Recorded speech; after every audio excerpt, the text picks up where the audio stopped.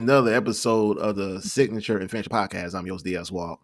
And before I start, I'd like to thank everybody for joining me and the genius Jamie on our show. You know, I told you the man got many nicknames, many nicknames. He got so many names, man, you can't keep up with him these days. So he the It's Jaime genius. today. It's Jaime. Now, before the show started, it was Juan Pablo. But at least Jaime fits with my actual name. It's my fault. I got distracted yesterday. I meant to clean it all up, and yeah, didn't happen. Yeah. You know, by tomorrow, you're going to be David Hasselhoff. I don't know.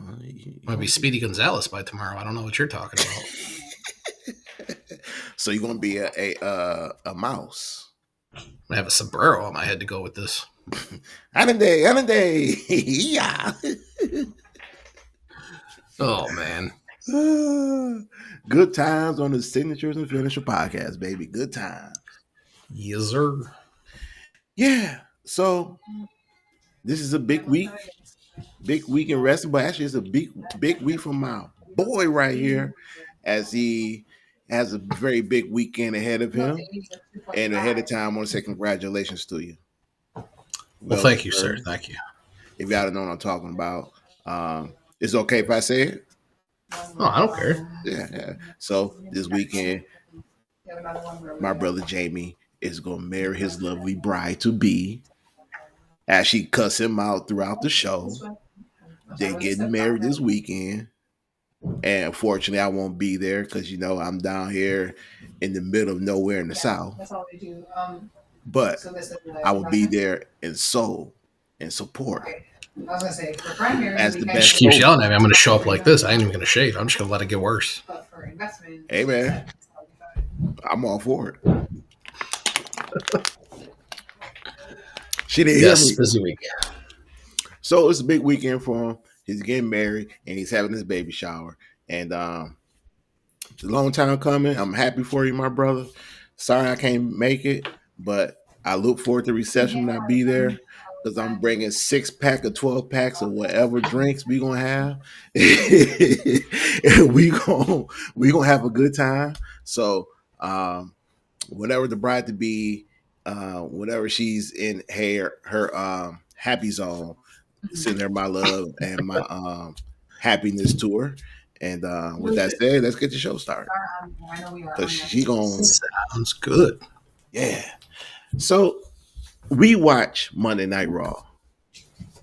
I'm not gonna lie to the audience. There were some things in Raw we had to fast forward because I'm just not gonna. I'm not gonna say it loud for the audience. We had to fast forward on something, but we did watch Raw. And the one thing I want to say is that Triple H needs to stop talking about epic. Set himself up for failure every time. He said, "Oh, this is gonna be epic." He said about WrestlePalooza, "It's gonna be epic." He said about WrestleMania, "It's gonna be epic." Stop. Monday Night Raw was okay. It forced some storylines. The only thing I liked about Raw, other than wait a minute, let me set it up here. Other than the genius, Io Sky is my favorite wrestler. You can't copy me. Huh? You can't copy me. You have to pick somebody else. This ain't for me. This is for you. Oh, well, you just said Io Sky is my favorite wrestler, so that's what I wrote. Io Sky is my favorite wrestler. For you. I went to public school, but I do know how to read. You sure about that? Jaime. I mean, I might be dyslexic, but I'm pretty sure it says Io Sky is my favorite wrestler. Yes, for you. For you. Well, you said my favorite wrestler when you were saying it, so now you see why I'm confused. Yeah, she's not my favorite. Like, she's not my favorite wrestler. That's Jaime's favorite wrestler. So I should have said Jaime is Io Sky's favorite wrestler, or Io Sky is Jaime's favorite wrestler. But I did it in wrestling talk. You know what I'm saying? So this wrestling talk. So yesterday we got a tag team match: Io Sky, Rhea Ripley versus Charlotte Flair and Alexa Bliss, and I thoroughly enjoyed the match. especially when everybody else starting to get involved. But it goes back to what me and Jaime been saying for the longest. Actually, let me correct that. What Jaime been saying for the longest, and what that is, he's laughing. What that is that Triple H absolutely, positively has nothing for Rhea Ripley to do but put her in a tag team with Io Sky, who also has nothing to do because now they want their get back from the Kabuki Warriors. Guess who else want their get back? Charlotte Flair, Alexa Bliss. You have Bailey and Lava Cure. They want a shot at the titles. Right. We're about to turn the corner. I mean, but the main focus of this is that Io Sky and Rhea Ripley, who dominate the single scene as women wrestlers, creatively has nothing to do. Yeah, my dad was a CPA, guy rest his soul, so. Where they could be battling Stephanie Victor for the women's title. You think with Liv coming back that they would have jumped right into something to get them going? It would have made sense. Would have made sense. I mean, even if you don't have it Rhea and Liv, even if it was Liv and Io or Liv and Charlotte or anybody, like you're taking your two most popular Raw women wrestlers right now and sticking them in a tag team. Now, to that, is there a problem with tag teams in the women's division? Yes, because there are no like true tag teams besides Kairi and Asuka. That's it. That's it. And even that is kind of I don't want to call them a throw together team because they are technically a team, but they are thrown together. They didn't naturally come out as a tag team together or anything like that. They're two people that they put together. It's like, oh, hey, two Japanese women. You guys are a tag team now. Go. But there is a tag team problem in the women's division. If there's titles that probably deserve to be moved or just taken off the shows, it would be the tag titles. Because there's not enough tag teams for the women to begin with. Because they all focus on, I don't want to say they focus on, but WWE focuses pushing all the women as single stars. And then they just, mishmash Charlotte and Alexa Bliss and whoever else that they have to. It's not real tag team wrestling. I personally, at this point, until you start focusing on tag team wrestling, get rid of the titles. But they're not going to do that because they're putting their fake effort into keeping the men's and women's divisions equal, even though they're far from equal. They will never be equal because they don't even see it equal. And I want to also, I know the Judgment Day was part of that, and Liv Morgan held Roxanne Perez and Raquel's hand at the end with the titles. But here's the problem with that. I don't see Raquel Rodriguez going back to be a tag team wrestler where when Liv was gone, she made advancements to being a good singles wrestler. And I even read a long time ago that the WWE is thinking about pushing her in the main event scene in the women's division to actually be the women's world champion. Roxanne Perez has been battling Stephanie Victor for the last few months. So why would you put these two ladies as a tag team? Whereas, if I remember correctly, Raquel and Liv was a tag team. They don't need Raquel and Roxanne to be a tag team. These ladies has been basically carrying the Judgment Day as single wrestlers. It don't make no sense to throw them as a tag team now, where you could have done that before Liv got hurt. Yeah, and I have a weird feeling that Judgment Day is going to become a Hispanic stable. Actually, like if you kick out Finn, JD, and Liv, throw in a Ray Phoenix or throw in whoever. And I mean, because let's be honest, did the LWO ever take off? No. Could the Judgment Day take off? 100%. Well, we know they did because they done before. Look, it's I'm not a big fan of the Judgment Day anymore. Quite honestly, I think they lost a lot of luster, and I just think like the WWE is like trying to scrape anything off the bottom of the jelly jar and trying to continue this Judgment Day storyline in which they just need to go ahead and just break it up. I think that's the move. Turn it into a Hispanic focused stable led by Dom. Clearly, they want to push Dom to the stratosphere. They're already doing it, and I have no problem with it because he plays a really good heel. What do I wish that he would bulk up a little bit and maybe look like a wrestler? 100%. But he can play a heel. He's already got the charisma. Let him run the stable. Get rid of JD and Finn. They want to keep being a tag team. They're great at it. They're great tag team wrestlers. I would prefer to see Finn, in the main event picture, but they clearly don't have any interest in doing that either. And JD McDonough, I don't know what more you want this guy to do before you're going to give him any sort of love whatsoever because he's an incredible wrestler. I think he'll have to get beat up by. I can't even say that, man. I think JD is like the unhero MVP. A lot of things in the Judgment Day, or a lot of things in the WWE Monday Night Raw right now. The guy put on 5-star matches, classic. He might not win them all, but shoot, the guy shows up. He has the problem that Triple H is his boss, and Triple H is the same as Vince McMahon. He's the size queen. The bigger the guy is, the more muscular the guy is. That's the guy that's going to get pushed. Again, look at just from a talent perspective. Bron Breakker is getting pushed to the moon. Dude can barely wrestle.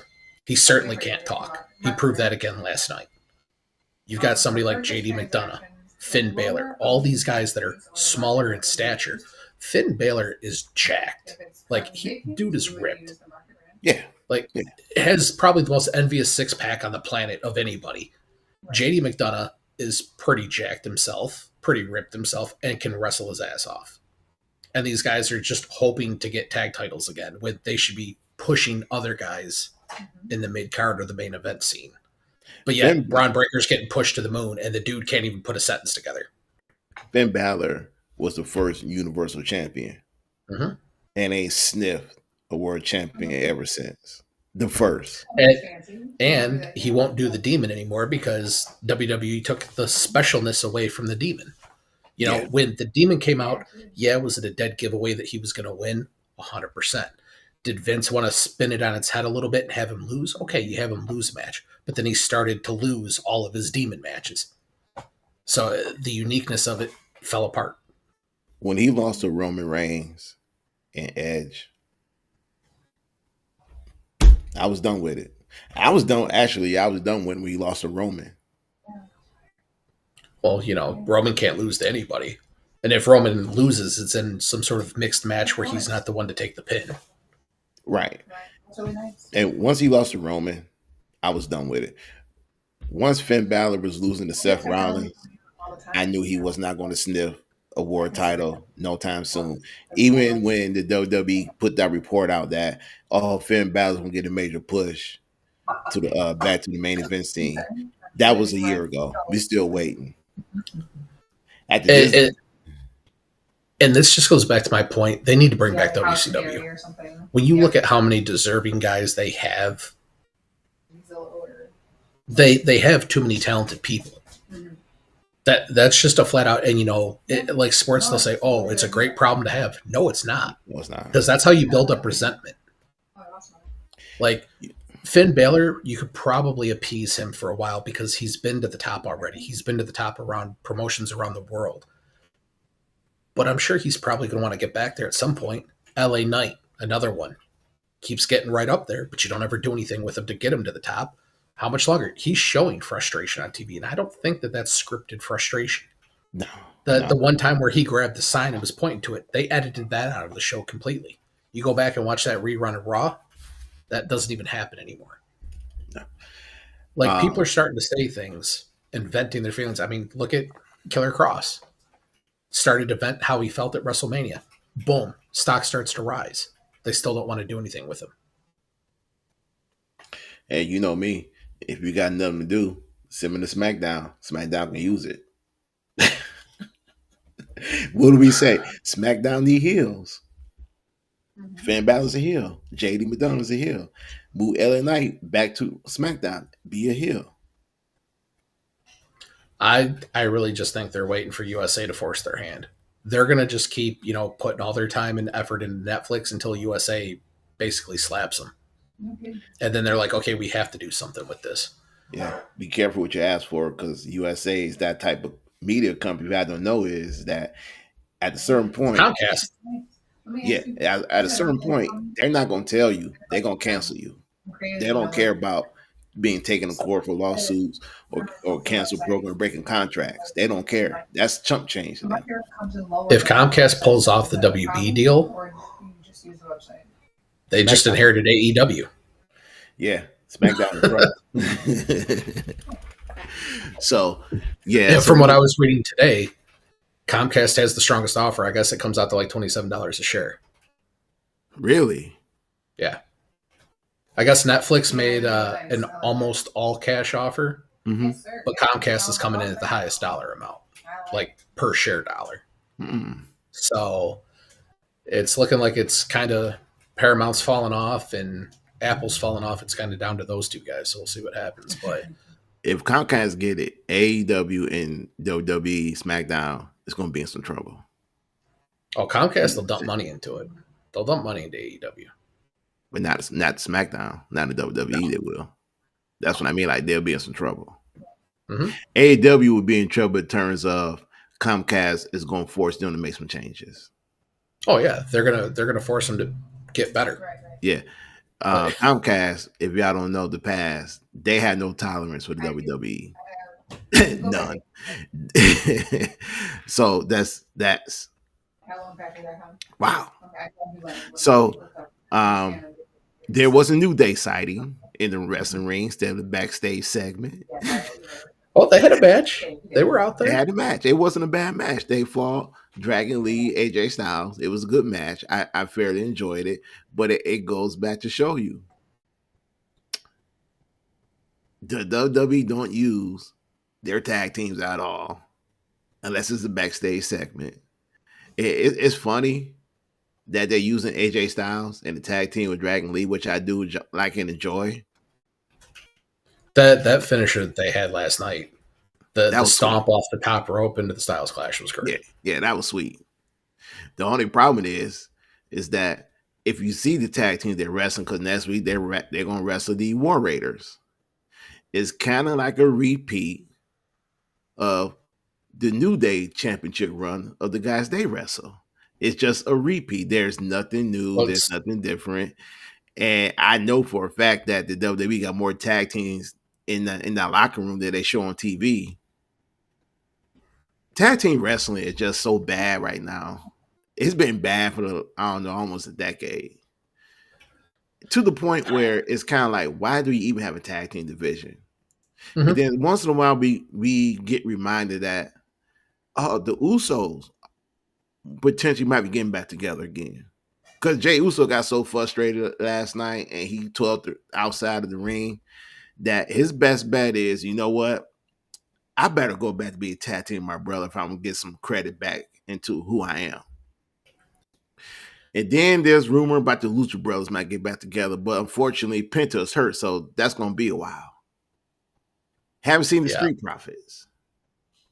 Haven't seen Johnny Gargano and Tommaso Ciampa as a tag team in a while. Yeah, it's been wrestling solo for the U.S. title. Yeah. We haven't seen the Motor City Machine Guns in a while. Have I missed a tag team? Oh, American Made. We haven't seen them since Chad Gable went out with his injury. So, I think they wrestled one time after he got hurt, and then nothing since then. But there was a Ivy. Ivy came back yesterday. Happy to see her. Glad she don't get the first shot at Maxine Dupree, who hasn't beaten her. Looking forward to that match. I enjoy that little video clip of Maxine training with Natty. In fact, I was just about to say that was the best part of Raw last night. Yes. Was that? Yes. In my personal opinion, that's going to do wonders more for Natty than Maxine. Because it seems to me, maybe I'm just reading into it.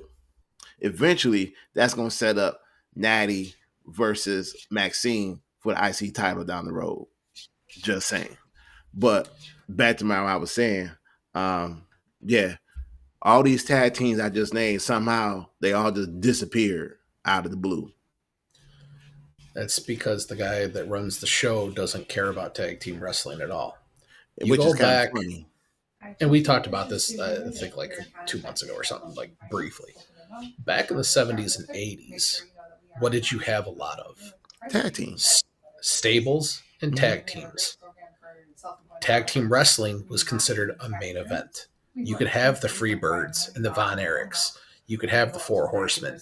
You could have these guys that could put on a main event as a tag team. The Legion of Doom was selling out Tokyo, the Tokyo Dome and things like that as the headliners. Who do you have nowadays that can do that? Who's given the opportunity, I should say, to even do something like that? Because in WWE, because they don't push their tag teams to do anything. There are no actual tag team storylines going on right now. The women's tag team division right now with the Kabuki Warriors has more of a story going than all of the men's tag teams together. Yeah. Yeah, and it's sad because, I mean, to me, it's kind of like, when I look at the tag team champions on Raw and SmackDown, and personally, if it was me, I'd have been like, why am a tag team champion? And I haven't even wrestled a tag team in God knows how long. Why we're tag team champions? We haven't wrestled anybody. Well, look at JD and Finn. They had those tag titles for how long without defending them? 3 months. They had a lot of backstage segments. Hey, welcome to the Judgment Day Clubhouse. Mm-hmm. Hey, I also remember this. Hey, you guys finally gonna defend those titles? Yeah, it's been a minute. Yeah, like there's no prioritization on tag team wrestling at all. You know, it's one thing when Vince did it. Vince don't like tag team wrestling. I can understand that. But the guy who's running it, in which we both feel about this guy right by now, well, me right now, Jamie, 100% for the last 20 plus years. This guy came from a stable, DX, was in a stable with Ric Flair, and he was in a tag team with Shawn Michaels. And Steve Austin. He was tag team champion with Steve Austin. Yes, he was. And tag team champion with Shawn Michaels. So you would think that he would respect the tag team division and stables more than he is showing. I mean, there's really no stable. It's Judgment Day. There's really no tag teams. Oh, they are. We just don't see them on TV. Well, they're mostly on SmackDown where they're wrestling as singles. Yeah. It goes back to, and I don't want to make fun of the light, but it goes back to when Mercedes Moné and Naomi were the women's tag team champions, and Vince McMahon both wanted them to split and wrestle the SmackDown champion, the Raw champion, and put them in single matches instead of putting them in tag team matches and defend their titles. And they got pissed and they left the WWE. Naomi for a short time. Mercedes ain't never coming back. I don't care what nobody says. She ain't never coming back to the WWE. Yes, she will. She'll be back. No time soon. Not anytime soon, no. But she'll be back for sure. Not within the next 5 years. She won't be back. Depends. Depends on what happens with AEW. I'm not even counting AEW. I don't think she's going to be in AEW too much longer. I think because she's enjoying her freedom and she's enjoying being doing what she's doing on the independents right now. I don't see her come back. Maybe in 2031 or 32 she might be back. Well, that's also, you don't see her as the women's champion in AEW. Nah. And I don't think her being the women's champion in AEW is going to hurt her credit. It's going to help her credibility. Oh, it's not. But in Tony's defense, that's him being smart, not giving her the belt. Yeah, smart thing to do. Because I think anybody can read the tea leaves and see she's not long for AEW. Mm-mm. It's just to keep her name on TV on a weekly basis. That's it. No. She gonna stay on the independent scene. She gonna get the money that she wants and the money that she feels she deserves. If she goes to the WWE, they're not gonna pay her what she deserves. And I'm not saying that to be funny. I'm just saying that to be a fact. They're gonna look, no matter what she does in independent scene, they're gonna look at her. They're gonna say, "Look, is she worth more money than Becky Lynch and Charlotte Flair?" No. If they didn't value while she was there, they're not going to value her now. Well, the easiest thing to look at is, did the ratings go up when they got Mercedes Moné in AEW? No. Is there a spike on the Nielsen ratings when her segments come on TV? No. No. Hi, Misty. This is That's all you need to know. Yeah. In my opinion, she's the most overhyped wrestler, not just women's wrestler. She's the most overhyped wrestler in the world. When I watch her matches, they're as basic as you could possibly have. I think I love her in the ring. She's good in the ring. I just think that when you put her in the marquee as one of the top superstars, male or female, I don't see that. I do believe she's one of the top female wrestlers in the business, yes. But overall, I think she's one of the top best. 20. She's top 20. Well, I say she's top 10. Yeah. Maybe. I'd have to really think about it, but I know I'd take Natalya over her any day of the week. Of course you will. I will. Natalya is very underrated. She don't get the credit she deserves. That's just another part to make me mad with Vince McMahon. They never did nearly enough with her. Right. Even Triple H right now. I just think that when I look at Mercedes, I do believe she's a big time wrestler. I just think that because of what people perceive of her, of winning all these titles and not really doing anything with it, is giving her a bad look. Her self-promotion is where her value is. That's about it. She's really good at self-promotion. Oh, absolutely. But I don't think there's a lot of substance behind anything that she's really doing. And I think it actually shows a lot in her character. Like, you could tell she doesn't even believe the own hype that she's trying to build for herself. At least that's the way it comes across to me when I see her on TV. I'm like, you don't even believe it, which is part of the hard sell. I do believe that she wants to change women's wrestling, and I do believe that she wants to be iconic, and she wants to do a lot for the women's division. I do believe that. I'm not gonna sit here and say she doesn't. I do believe she does. But she says the right things, but her actions show that she doesn't. But I also believe that sometimes people could be in it for themselves as well, and they try to have it both ways. Do right for the women's division and make the women's division a lot better than it is, but also I got to get mine as well. And sometimes the get mine outweigh doing right by the women's division. That's what I believe. Make sure you know if she was trying to do right by women's wrestling and all this, she would be in WWE, where she has the biggest platform, where she is wrestling the quote-unquote best talent out there. Because if there's anything WWE is good at, it's collecting talent. Is their women's roster better than AEW's? Yes. Is it better than Stardom? Yes. Is it better than WoW? Yes. Is it better than New Japan? Yes. Better than MLW? Yes. Like, you would go to where you have the biggest platform where the best talent is. Is she a good wrestler? Yes. She's put on good matches. Do I think she's closer to the average side compared to somebody like a Kairi Sane or a Natalya or somebody like that? Absolutely. But she could go and disprove that and show how great she is by wrestling those people. But she's wrestling people in promotions nobody's ever going to hear of, winning titles that nobody cares about. True. But I also believe that, for her personally, leaving the WWE was the best thing for her to do, so that she can see what's it like to wrestle different women all around the world. Oh And yeah. I also believe that she needed to leave so she could get that enjoyment back and loving wrestling back. But like I said, when you put a price on it, kind of makes it a little iffy. Kind of makes it like, all right, so what's really your goal here? Are you trying to Mhm. elevate women's wrestling, or are you trying to elevate women's wrestling and get yours?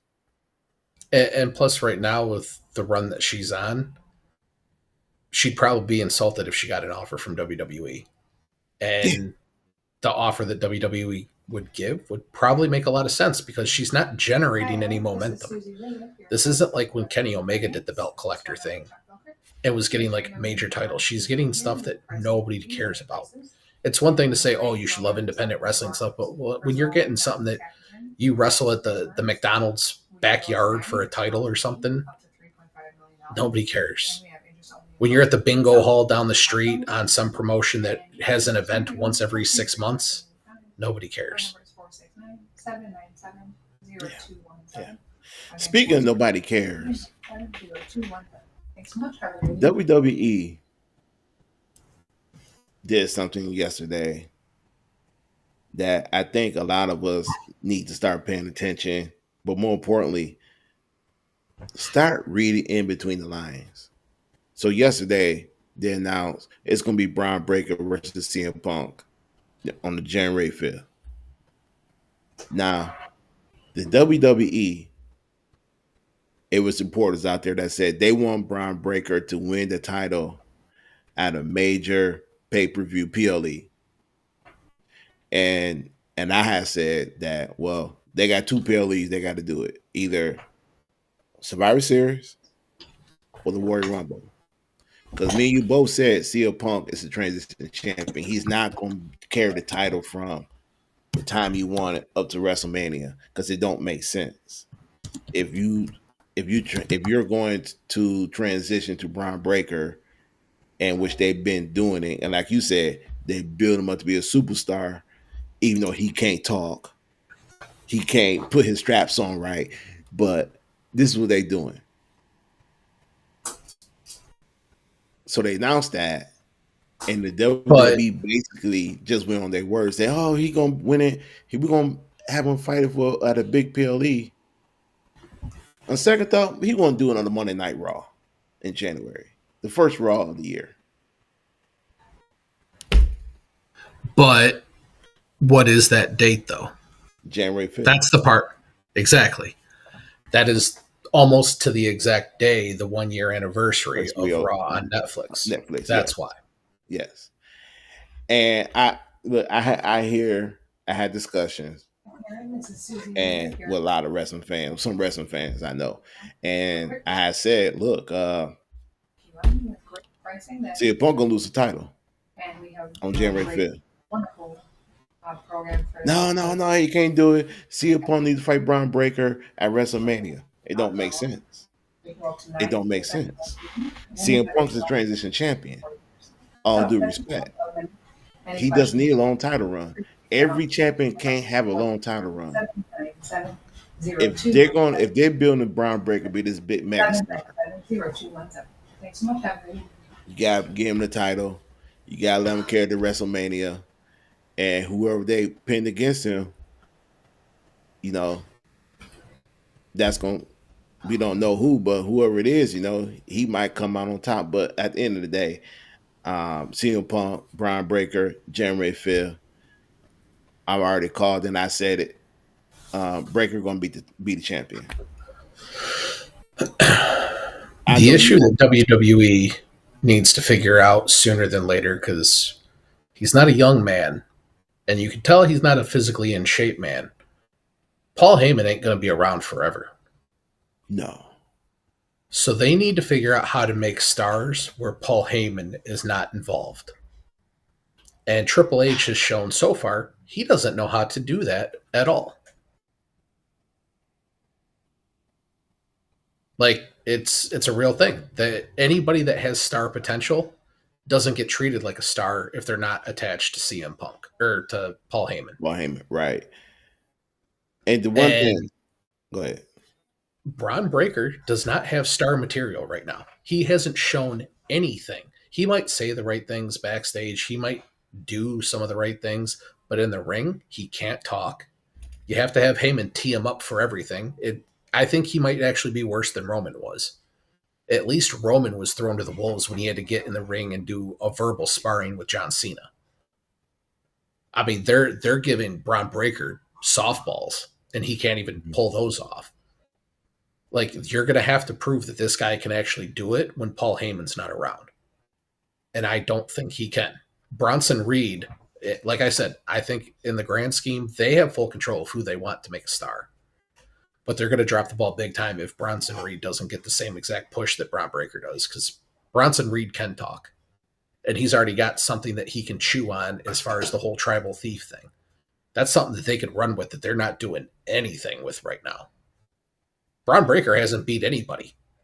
Bronson Reed, they can at least say, has already beat Roman Reigns.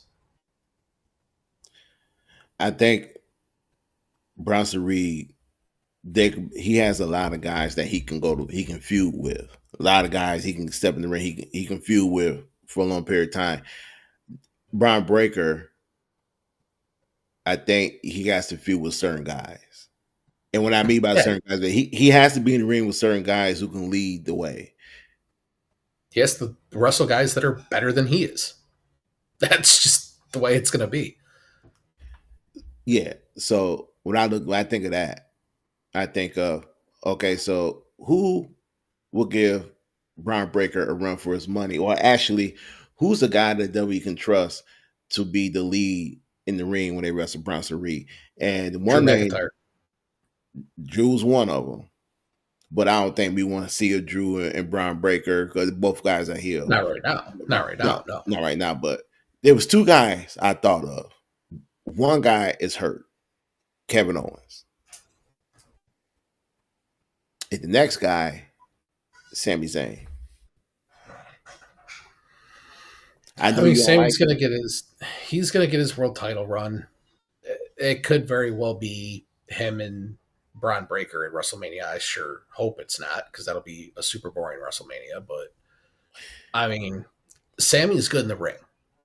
There's something about Sami Zayn I don't like. I don't know what it is. It's just one of those irrational dislikes. I find him funny. In the ring, he's perfectly fine. I think he has really good timing, which, in my opinion, is still the most important part of being a good wrestler is your timing. He has a great timing. And he makes a great underdog. I just don't like him when he's champion. He's one of those guys to me that should always be chasing. You can get the title, because if you never get it and you're always chasing, that doesn't make any sense. But his title reign should never be very long. Okay. And another reason why for me, what's I always say? Make it make sense. If they go with the rumor that Sami Zayn right now is between Sami and I forgot the two other people. I think one of them was Roman, but Roman don't need to win the Royal Rumble. But if they stick with the Sami Zayn winning the Royal Rumble, the logical makes sense will be he'll challenge Bron Breakker, because they had matches in the past. They battled for the IC title. And we've seen how Bron responds to fighting Sami. Actually, that was one of his best matches, was against Sami Zayn, because Sami Zayn's so good. He made him look good, but he also elevated Bron Breakker's level of game up to the high standard. So Bron, Sami for the title. And like you said, Sami, like Gunther, struggle. Sami, when he fought Bron, struggle. And that's a good story to tell. Sami Zayn being a long-term champion, I don't see it. But we know the WWE like to put titles on people just to see how they run with it. And I do believe they're going to do that with Bron. They're going to put the title on him to see how he does with it, especially with Paul Heyman, because Paul Heyman will let you know, hey, I don't think he's ready for that championship. Let's not put it on him. Let's wait. Or he's ready. Let's keep it on him. And let's wait to the next big match he has down the road and take it off of him. The person that WWE needs to hire to make Bron Breakker look good is Nick Nemeth. That's who they need to hire. If you want to make him look like $1 million, Nick Nemeth.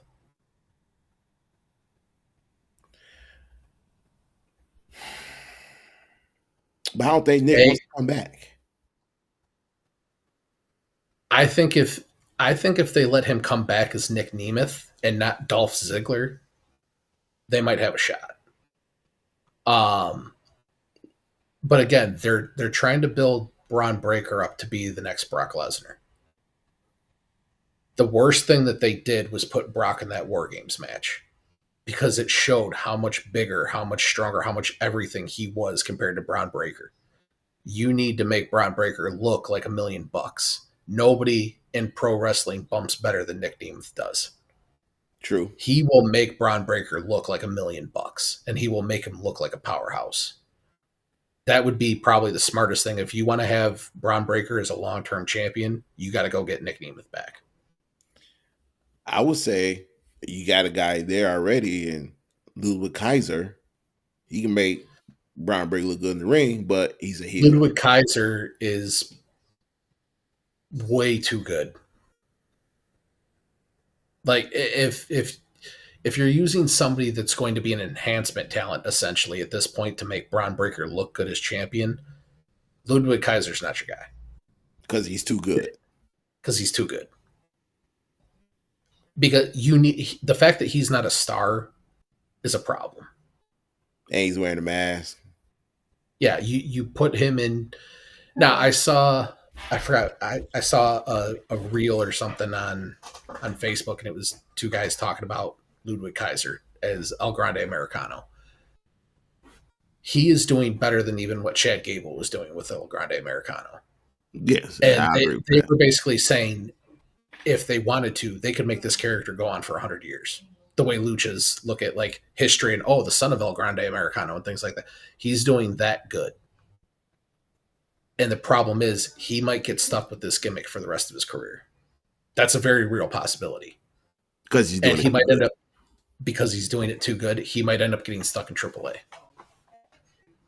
And for him, that'd be kind of sad because he's better than that.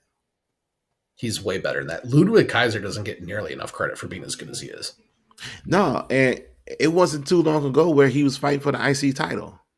He was fighting Bron Breakker, Sami Zayn, Sheamus for the IC title. Pete Dunne, yeah. Pete Dunne. They was all bound for the IC title. Then all of a sudden, they just took him out the picture. Mm-hmm. Didn't he get hurt or something? I think he did something to his shoulder or something. I might be off on that. I might be thinking of somebody else. But yeah, Pete Dunne, Tyler Bates, and Ludwig Kaiser all doing the El Grande Americano thing now. That goes to show you that those three guys where they can help your mid-card level, your mid-card division right now. Or I'm sorry, Pete Dunne and Tyler Bates were a tag team. Is a tag team. Mm-hmm. But they're actually single wrestlers who held titles in NXT. Two of those guys were NXT champions. Mm-hmm. Yeah, I'm just going to keep pushing it. They need to bring back WCW. Keep NXT as your feeder system. It could feed both brands. But you have way too much talent that's not getting utilized. And some people would say, we'll come out with more belts. More belts isn't going to help the problem. There's not enough screen time. The fact that Raw doesn't actually go on a little bit longer than what it does when you don't have a time limit blows my mind. Like their average show is like 2 hours and 35 minutes. It used to be 3 hours on Raw, and they'll come back and they'll say, well, there's really no commercials now.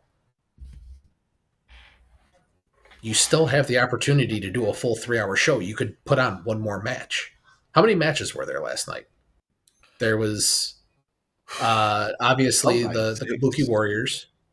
Was The there New 6? Day. There was the New Day match, the 2 qualifier matches. That's 4. And then there was the I think that was about it. Other than be seeing some backstage segments. Yeah, it was the Judgment Day segment, the back day or the The Kabuki Warrior backstage segment with Logan Paul, Mm-hmm. the vignette of Maxine. I think there was only 4 matches. Yeah. In 2.5 hours, you had 4 matches. Yeah. In the last couple days of wrestling, you've had 8 matches in the span of 6 hours.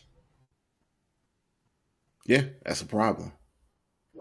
We got more commercials, backstage segments, and more promotion for WrestleMania than matches. I want to say we can go even further than that. We can talk about the less matches on SmackDown and Raw since September. We got more advertisement from commercials, WrestleMania, backstage segments, Jay Uso 10 minutes entrance doing a yeet. I made the prostitute joke about WWE, I think like 2 or 3 shows ago. Yeah. And I said it, and what I meant to say, what was actually in my head, is that WWE is Cardi B. It's gonna get. They're going to drug you and rob you, and then take off with your money. That's what WWE is. Like, ever since TKO has taken over, ticket prices have more than doubled. The shows essentially are a lot shorter because you're getting a lot less content, whether you're watching on TV or going to it. Because they're not even doing dark matches. Yeah, they're not even doing dark matches. Mm-mm. The quality is abysmal. Like, but yet they want to wave around, all-time record profits. All-time record profits. And people are still paying for this. Like, it's insane. Yeah. But yet they'll release talent and say, these guys aren't up to snuff or anything. You don't give them a shot. I wouldn't be surprised if the next round of cuts if Carmelo Hayes was on that list. Not because Carmelo Hayes did something wrong or he's not performing. They don't give him a shot. No. And if everyone remember, even when TKO first took over, they even said themselves, yeah, there's going to be some budget cuts. More on the production side. They're going to cut back on the pyro. They're going to cut out the stages. Going to be smaller. But there's going to be a budget where they can still get a little bit of stuff done. And then it went from that to we're going to cut staff in the offices. And then it went from there, we're going to cut wrestlers. And that was kind of funny because they even said, oh, no, we're not going to cut talent. Talent is safe. We're going to cut the people in the offices and production, but the talent's going to be safe. 2021, how many wrestlers got released? It was like a bloodletting. Yeah. I hate TKO. And the new thing they're doing is they're not releasing wrestlers no more. This is that the contract ran out and you would know about it on TV. Mm-hmm. Why everybody needs to know that my contract is coming up? Well, I mean, look at Andrade. They're literally trying to push this 12-month non-compete thing to the point that I read that he's hired a lawyer. They're fighting the whole thing. But, like, okay, I get it. The dude got fired. He didn't pass his wellness things. Whatever. The dude wants to smoke weed. Let him smoke weed. Who cares? Whatever. If he didn't want to be there that bad, clearly you guys did something to make him not want to be there that bad. If I had to guess, you didn't have any plans for him. Because what was he doing up until that point? He was in a tag team with Ray Phoenix. And when it was time to get a tag team title shot, they disappeared. But again, what do the tag titles mean in WWE? Absolutely nothing. I mean, literally, we talking about they were supposed to be, I forgot what PLE they were supposed to be on to get a tag team title shot, and somehow that got cut out. Now, again, am I saying it's right what he did, or if he was trying to intentionally get himself fired? No, it's not professional or anything. But that's just one person that actually kind of took a stand. Look at Naomi and Mercedes Moné. They walked out of the company. Like, WWE is not necessarily a place that people really want to go anymore. That's why I'm saying we talked about it before. It is, the timing is right now for one of these other billionaires, the same way Ted Turner got into wrestling, for somebody to come in and either start a promotion or buy into one of these smaller promotions and take it to the next level, whether it's NWA with Billy Corgan, or if Tony Khan really wants to push the envelope and build this into something. There's a giant opening right now where somebody could kick the door in on WWE. Because all that talent, there's only a couple guys that are going to be lifers that are going to be like, oh, WWE's giving me the world, I'm staying regardless. And that's John Cena, Randy Orton, and The Undertaker. I'm willing to bet if I had the money and the resources and the ability with a promotion, I could pull almost anybody else out of that company. Yeah. I think a lot of us can if we had the money and the resources. And actually, I think a lot of us are feeling like Jey Uso right now. When you tired of losing, when you tired of the same old stuff all the time, yeah, you tend to break stuff. You know, that Jey Uso LA Knight match was good, and that was a terrible ending though.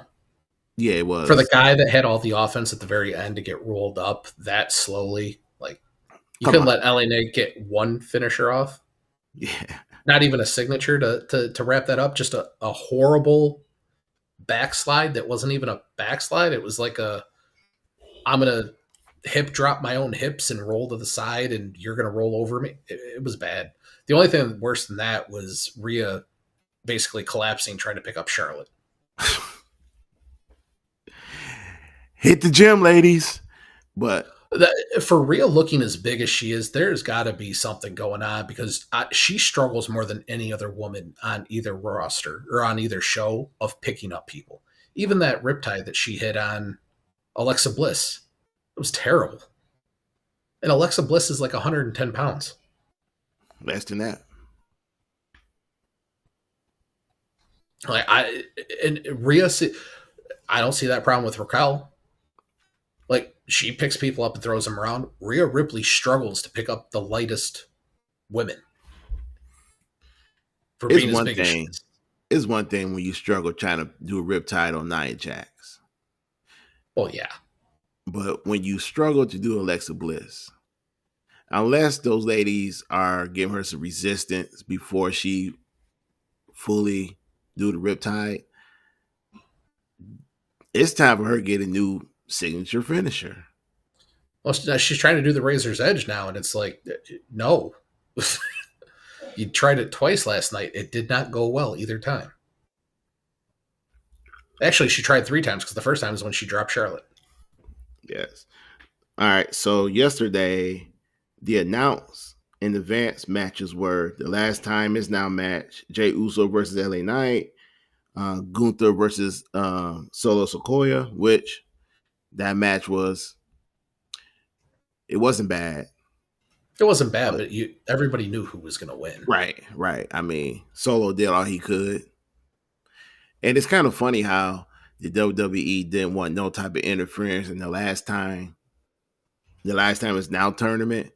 But any other time these guys get in the ring, they always have an advantage. I'm going to bring Tyler Tonga with me. Wait a minute. He's the guy sitting on the outside. He can't interfere. Why bring him? Yeah. And let's see, those 2 matches. Then it was AJ Styles Drag Lee versus the New Day. Rhea Ripley Io Sky promo.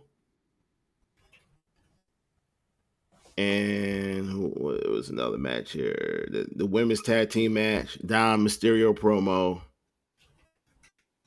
Then there was after that one, Division promo. So yeah, it was just the 4 matches. Yeah. That's it. A 2.5-hour show, and you have 4 wrestling matches. Rhea Ripley, Io Sky versus Charlotte Flair, Alexa Bliss. For a PLE, I would almost be willing to say, okay, these are your showcase matches. This is what you're putting all your effort into. I'll cut you some slack on that, but I don't even want to cut them slack on that, because the matches they're putting out when they only have 4, Survivor Series wasn't good. The War Games matches, those were probably the worst War Games matches yet. Yeah. and you're only putting out 4 matches. Raw should have 6 matches minimum. SmackDown should have 6 matches minimum. This is where you're getting your talent on TV to build them into stars that people want to see, and you're not putting people on TV. And when you are, you're putting all these 40-year-old plus people that people have seen for years. You're not growing talent. You're not enhancing anybody. Yeah. A lot of people say less is better. And I do agree with that to a certain extent. But when it comes to professional wrestling, look, if you got a 2-hour, 3-hour show, if you're not having anywhere between 7 to 10 matches on your show, then what's wrong with you? Because in that aspect, less is not better.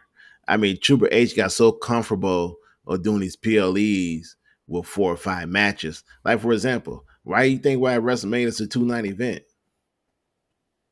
Because Vince McMahon wanted 7 to 10 matches. Triple H want less than that. So if you want less than that, then WrestleMania should be a 1-night event. But why be one night now? You've already conditioned people that it's a 2-night event. You can sell twice the amount of tickets. Because you're not giving your fan base what they want. You're basically, look, if we go to WrestleMania, which is WrestleMania used by anywhere 2.5 hours, there's no way that we can sit here and be watching 5 matches. No, 100%, but it's conditioning. I've conditioned you to accept that you're getting less. So now I don't have to give you more because I've already given you less and you've accepted it. And that's the whole, like, you grew up a Lions fan. You remember when William Clay Ford said, why do I want to put money into the team? I make $250 million a year off this team, whether they're good or bad. Yeah, it's the same concept. Why would we go back to one night when I can still sell 2 days worth of tickets and make twice the amount of gate and not have to give you any more than I'm already giving? Because money-wise, if you give by 7-10 matches, you will have more championship matches on both nights. That might be even more money at the gate. You would think that way, but they're not going to think that way. They would come at you of, oh, well, the risk of a star getting hurt goes up and then we lose that person. That's all they're trying to do is they're trying to minimize the amount of matches they have so that people don't get hurt so they have them readily available. Who gonna get hurt? Anybody. I mean, who? Think about it right now. If CM Punk and let's just say CM Punk and Cody had a match right now and both people got hurt, how screwed would they be for WrestleMania? Well, they'd be screwed, but CM Punk is injury prone. We know this already. So Cody's injury prone. True. Cody just tends to wrestle through a lot of them. Yeah. Which just cuts down on his overall ring time, but yeah, well, let me rephrase that. All these wrestlers are prone to injuries. A lot of them are wrestling through injuries right now. Mm-hmm. And when I mention CM Punk is wrestling through injuries. But CM Punk is not going to wrestle through major injuries. See, CM Punk suffers major injuries. Mm-hmm. Cody Rhodes had one major injury. He still wrestled through that, and which kept him out for about 6 months. Seth Rollins wrestled through major injuries, in which right now he's out for 6 to 9 months. But at the same time, I mean, if you put 7 to 10 matches on there, if you're scared that your talent is going to get hurt, then why be in the business of wrestling? And your talent, a lot of these talents are already hurt. Coco, stop. Dog's going crazy. All right. But no, I mean, that's part of the job. That's part of the business. You're gonna get hurt. You're gonna get injured. Oh, you're not telling me anything I don't know. I'm just telling you how they're looking at it. They're trying to run this like a corner store. What they're trying to run it like. No, they're trying to run it like a pop-up shop. Yeah, as lean as they possibly can, and streamlining profits over everything. The less that they can give and maximize until they have a show that just has no attendance, they're going to keep doing it. And because they're putting all their effort into Raw, people are still going to buy Raw tickets. SmackDown, we've already seen what happens with SmackDown. People aren't buying tickets. because they're not putting no effort into SmackDown. They're not And putting which is any kind effort. of stupid because you got your major champion on SmackDown. It's one thing if you had the world champion on SmackDown. That's one thing. Your major champion in the company is on SmackDown, and you put in no effort, no money, no nothing to, I don't know, make him a worthy champion. I think the Cody Rhodes fatigue has set in. Yeah, it's set in, but also they don't help it either. I mean, they're not making it any better. I Well, mean, no, his feuds are with people on Raw. right. Like, No, but see, my thing is though, yes, my Cody fatigue been set in because he doesn't have any worthy matches on SmackDown. You know what I'm saying? It's like this is your top champion in the company. This is the guy. And you give him scraps. You give it's just not Cody. I mean, you give everybody on SmackDown scraps, man. It's like I could take my 4-year-old great niece could write a better story than what the Road Dog has turned into Triple H. I could take my remember, 9-year-old nephew, Caden. That's my guy. Shout out to him. He can get a crayon and write a better story. don't tease the guy that they paid all this money to come up with their AI stories about Bobby Lashley being an anime fan. They've sunk a lot of money into this, and you will respect it as a wrestling fan. I would not ever respect that because I know Bobby Lashley didn't respect. That's why he got the hell up out of there. But the fact that they let that story leak out, like our AI came up with a story for a guy that doesn't even work here at the time. Bobby Lashley. So Liv Morgan is back, and the one thing about Liv that I'm actually seeing that she's being unpredictable. Like yesterday, she cut her promo, and then at the end, she slapped Dominic, and then she hopped in his arms. And they showed a recap of when she slapped Dominic, hopped in John Cena's arms, and she gave that look.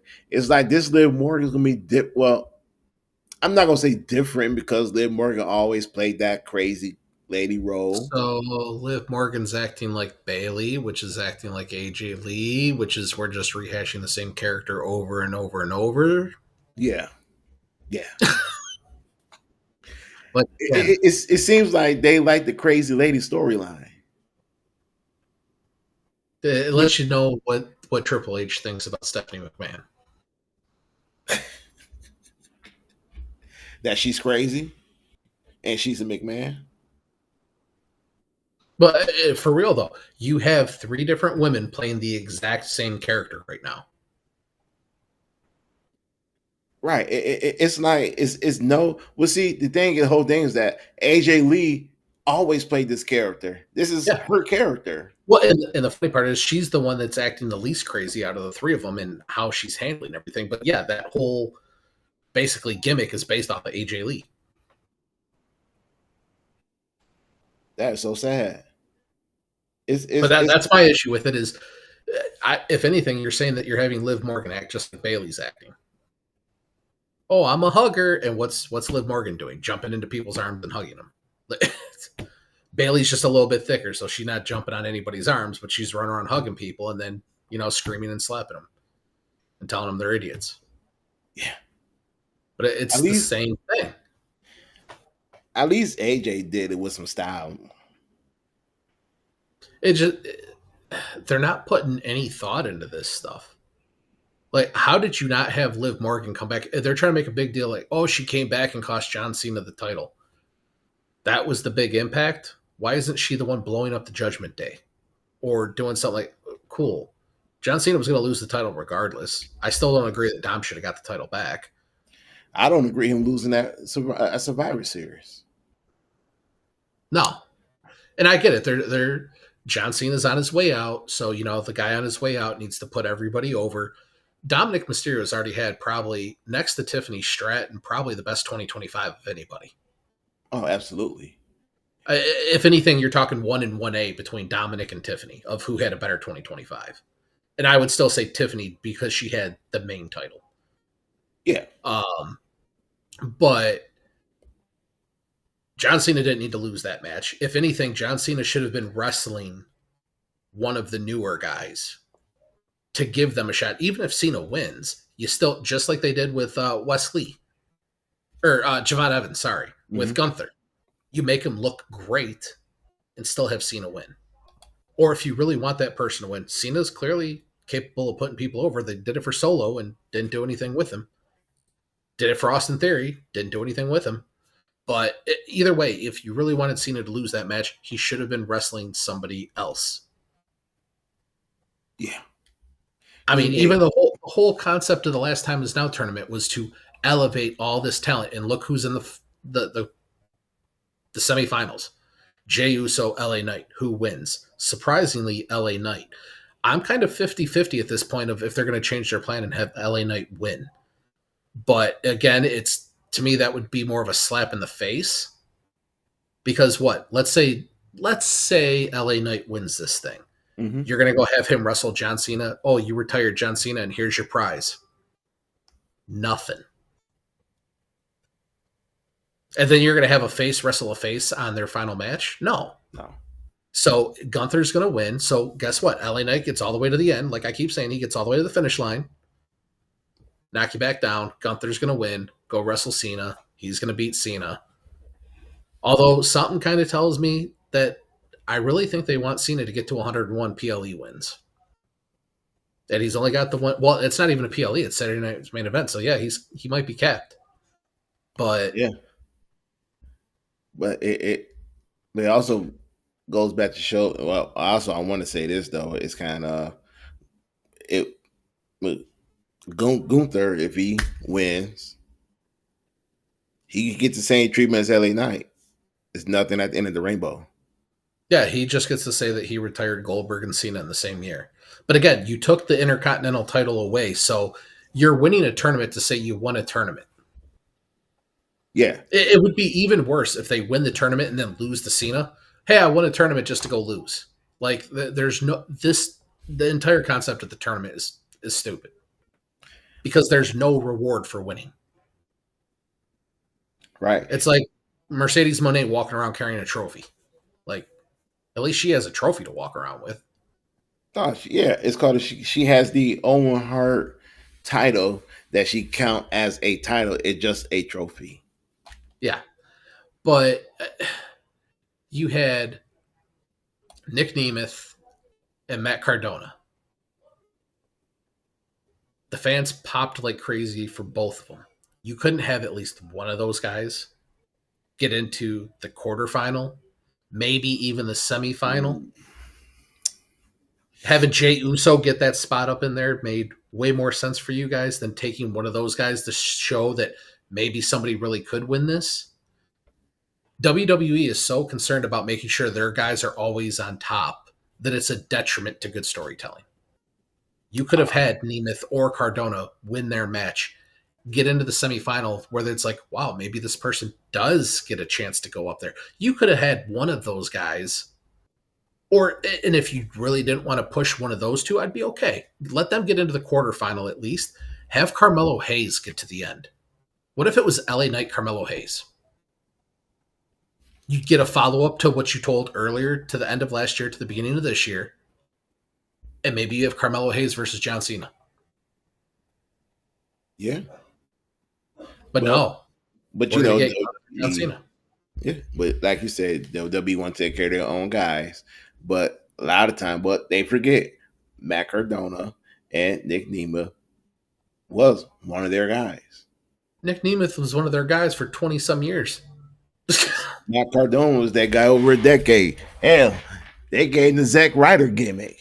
Long guy in Ice-T.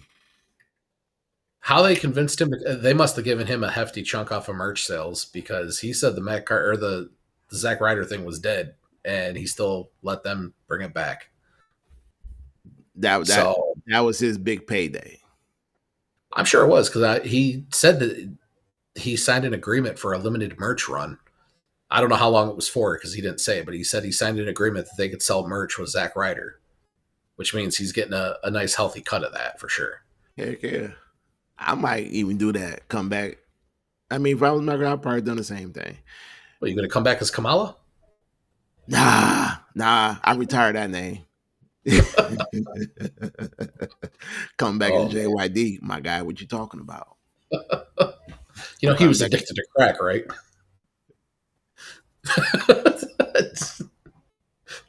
Just because JYD had bad habits doesn't mean I have bad habits. I don't have no drug issues.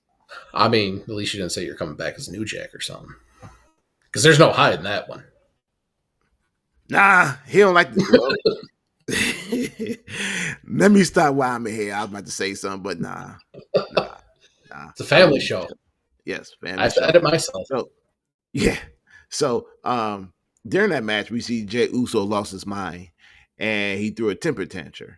And I don't know how many times we've seen this with Jey Uso. I don't know how many times have we seen this with these wrestlers in general where they get on these losing streaks and they forget about how to win all of a sudden. I mean, with Jey Uso, we've seen this 1, 2, 3, 4 too many times. You know, he gets in these big matches, he put on a good show, and he loses.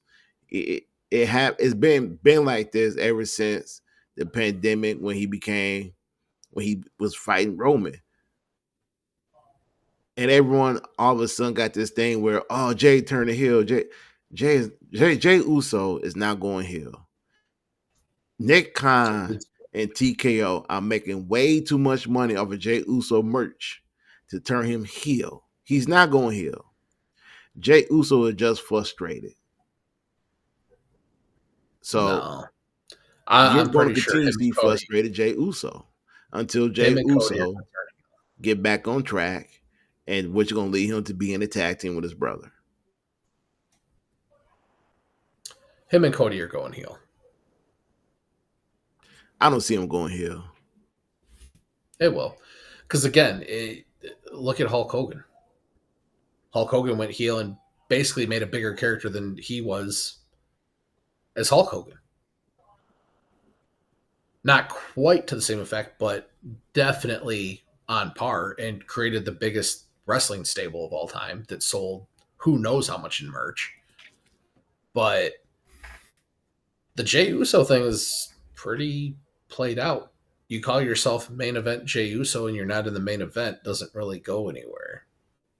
So they have to do something to change up his gimmick, and taking him heel is really the only way they can go, because he's really not even a good face.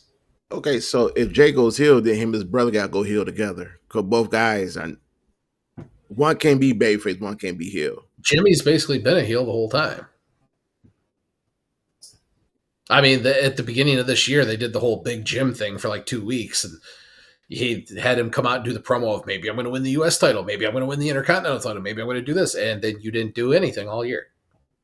So he hasn't done anything to make himself a face. He hasn't done anything to make himself a heel. He's basically just kind of been riding this neutral heel thing since the Bloodline, just doing whatever his brother's doing. Yeah, I hear you, but you know, Big Jim got the fans on his side. So, I mean, if you make one Uso ill, you gotta make the other one heel. And if you want, and Cody definitely going heel. You made one Uso heavyweight champion and not the other one. So, yeah, look how long that lasted. 51 days with the rocket ship. That was a very short rocket. Hey, Triple H said he's putting a rocket on him. He didn't say how long the rocket was going to go for. Well, that's true. But again, though, I kind of think like with Jim, I think Jimmy Uso knows that he know his lane. He knows he's not a singles wrestler. Not saying he can't win a singles title. Not saying that he's not a good single wrestler. I'm just saying Jimmy Uso knows what's going to get him in the Hall of Fame. Well, he's already going to get in the Hall of Fame. Right. So it doesn't. He knows his bread and butter. He knows what made him the guy he is right now. And that's being in the tag team with his brother. And he knows that him and his brother united. They're one of the best tag teams in the WWE. Allegedly, one of the greatest tag teams in professional wrestling. I said allegedly, so you don't gotta shake your head.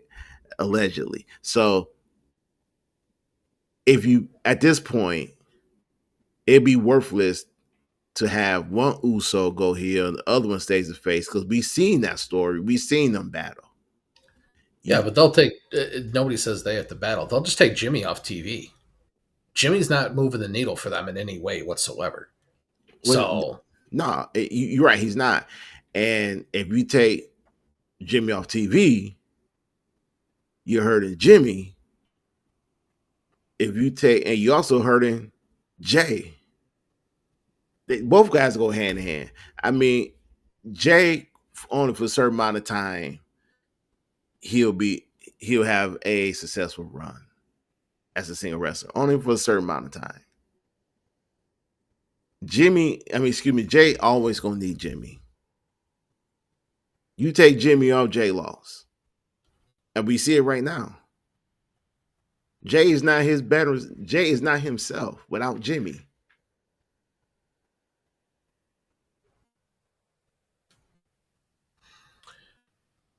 I think they see that the sun is setting on the main event Jey Uso thing. I'm still pretty sure they're going to take him heel.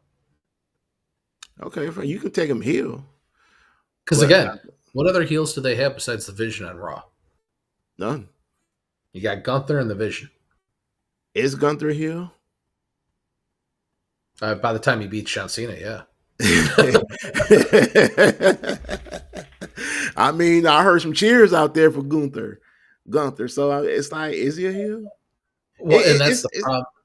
Even if WWE wanted to throw a curveball and say, well, the story got leaked that we were having Gunther win this thing the whole time, so now we're going to try and throw a curveball, like they tried to do with WrestleMania last year. Oh, no, we planned this all along. No, you didn't. Even if they try to throw a curveball by having LA Knight win, unless you intend to take LA Knight heel, that would blow up in their face because the people are going to boo him when he beats Cena. So Gunther is still your monster heel. He's really the only true monster heel the company has. Next to that, I would say your next closest is Drew McIntyre. But they don't treat Drew like he's a monster heel. They keep giving him guys and putting him in feuds where he's having to resort to cheating or things like that to barely get beaten. Where Gunther, they're giving him dominant wins. I'm actually surprised they're not making him look more dominant in this Last Time Is Now tournament than what they have. I mean, even against Solo, they, for some reason, made Solo look decent, which is hard to do. Well, Gunther could do that. Yeah, Gunther can do that, but I'm just saying they let Solo look good. Like, why? I mean, that's a waste. You don't want to make him look bad during this run. I mean, I would, but I think he's we criticize Solo and we diss Solo. We can say everything we want about Solo Sikoa. At the end of the day, Solo is given scraps to work with. Even if we're not a big fan of Solo, the work he does is good work for what he has to deal with. And I can't knock him from that. Now, if you let Solo be himself, then maybe, we might have a different opinion on Solo. But the work that he's giving, hey man, he's trying to make magic out of crap. I know, trust me, I get it. And the fact that he's Samoan, he's saddled with all these Samoans, Yeah, it's kind of funny how they book Solo and how Solo interact with his brothers, because they really don't talk about like they used to. Yeah, that's my brother. He just be like the Usos. Mm-hmm. Well, they're trying to make him stand on his own, but the whole MFT thing, it's not working. And nobody wants to admit that it's not working, and they're doing little dumb things like having them paint their faces. And like when WWE takes things from other companies, it doesn't work. WWE screwed up the NWO, like the easiest layup of all time, and you guys managed to screw that up. Yeah, the pain in the face with those guys, that comes from the Bullet Club. Yeah, I think to be honest, the reason why it's not working is because you got the wrong guy leading. Solo don't fit.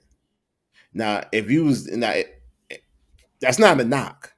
And it's like you said, these guys were in the Bullet Club. Solo was never part of New Japan.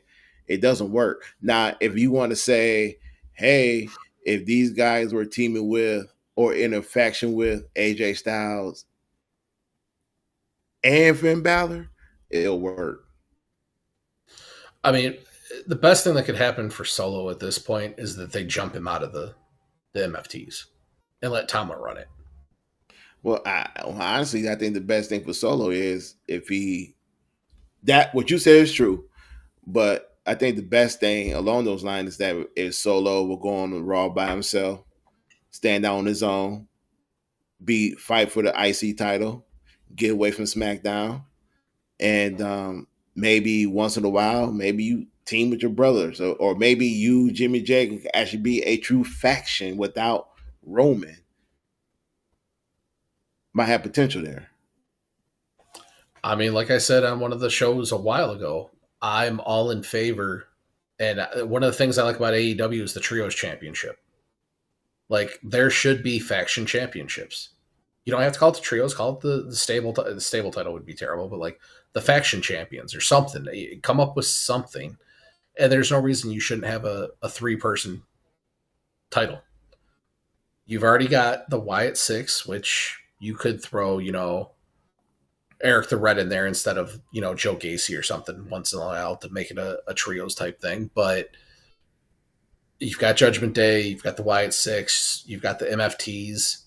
There's no reason you can't have 2 or 3 more factions going and do something with that to shake things up a little bit.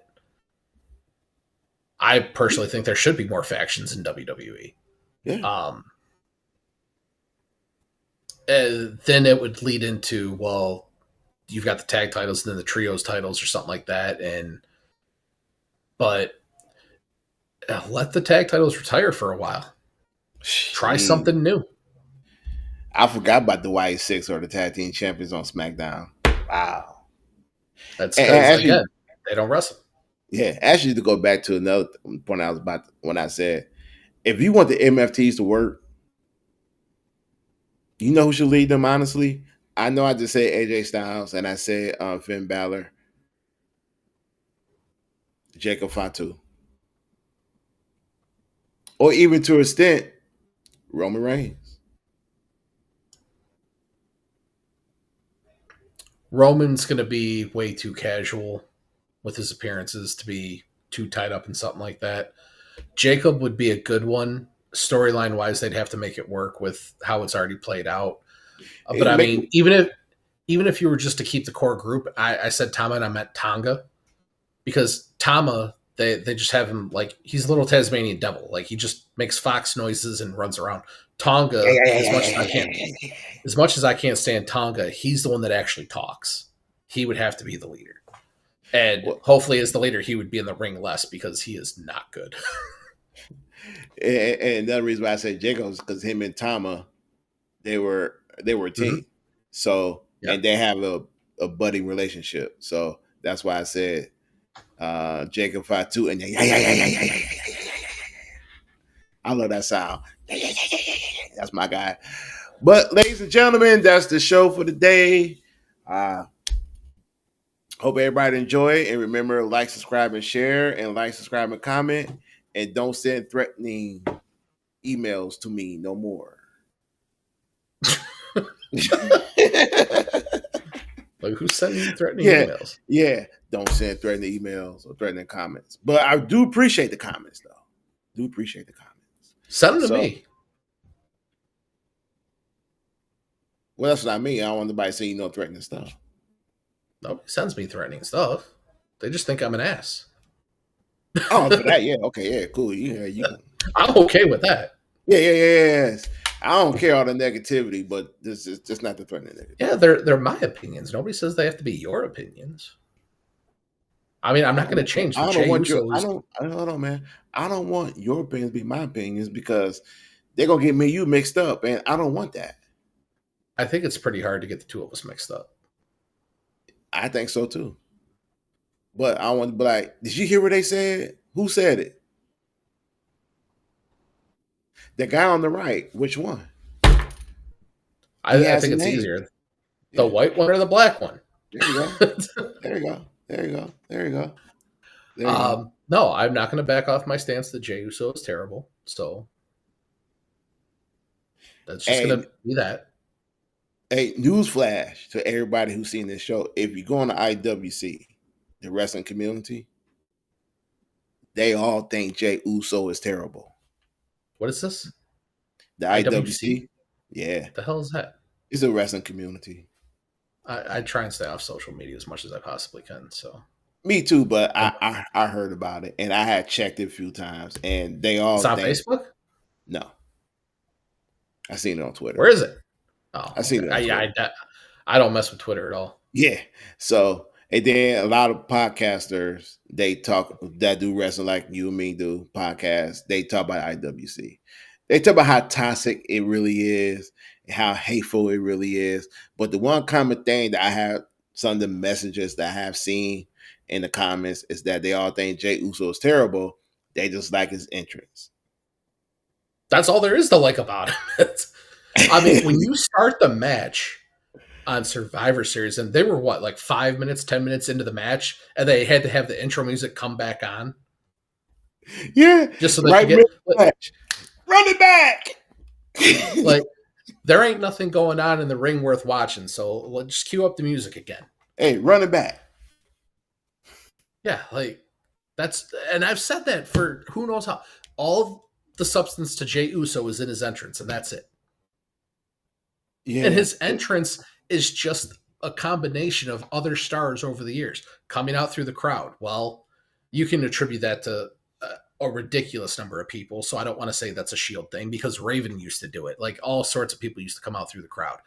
The handing the glasses off to a little kid, you took that straight from Bret Hart. Like, everything about him is, I've used it before. He's a video game creator wrestler. You're picking the best moves from all the best people and just slapping it onto one guy. But I will say I try not to watch a whole lot of wrestling stuff because I don't like to take other people's opinions and form them into mine. The only real wrestling thing that I watch as far as like a content creator is, what is this? WrestleMania? I don't know. He has a YouTube channel. His stuff is pretty spot on, and he'll do like a weekly recap type thing. And I will check out his stuff, but that's really the only consistent creator that I'll watch anything from. Yeah. You can't take nothing from these content creators because they all talking about this. Well, it's not talking about the same thing. It's that they all got the same opinions. They're just and that's a different way. That's why I don't watch anybody's stuff. Like, his show is like, he doesn't even show up. He's just showing the videos, screen grabs, things like that. His is like strictly a recap thing. So if I did miss something, I watch that, but I won't watch like an actual content creator stuff because I don't want to take anything of their opinions that suddenly floats into my ear. Right. I think the only thing I do watch now, and actually I've been watching for a while, is there's this one guy who does wrestling news. So like, he doesn't even give opinions. He doesn't give you anything really but wrestling news. Hey, this is that's the way WrestleMania is. Yeah, and I appreciate that. But like I said, the IWC feels the same. What you feel about Jey Uso, they feel about Jey Uso. Well, good. I'm not on an island by myself. No, you're not. And I want to say half of them are disappointed in the Cody Rhodes run. They hate the John Cena run, and they want Triple H to go to hell. But hey, we all can't get what we want now. It's quickly putting the pieces together that I run this IWC thing.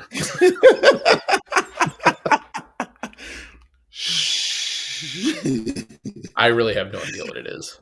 All right, ladies and gentlemen, that's been the Signatures and Finisher podcast. We'll see you guys next week, and remember, send my boy Jamie congratulations on his upcoming wedding and his baby shower with his daughter. Yeah. So, yeah. Big weekend. I will talk to you on Friday on the phone. Friday on the phone. Sounds good. Friday on All the right, phone. man. Enjoy. All right. And wear a helmet. You got an angry one right there. Wear a helmet. Oh, yeah. Oh, yeah. Later, everybody. Peace.